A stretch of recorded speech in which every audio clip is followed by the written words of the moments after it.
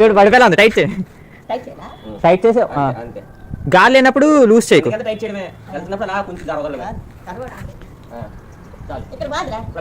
ఏది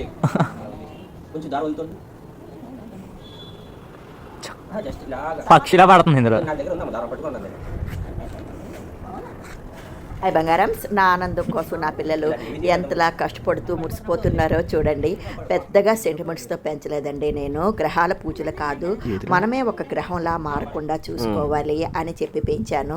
పెద్దవారికి మర్యాద ఇవ్వాలి, ఎదుటి మనిషి ముఖంలో మన వలన ఆనందం కనబడితే మనకు ఇంకా ఎంత రెట్టింపు ఆనందంగా ఉంటుందో చెప్పి పెంచానండి.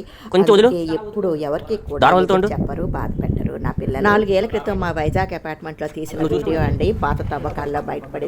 బాగుంది కదా. బాయ్ బంగారా.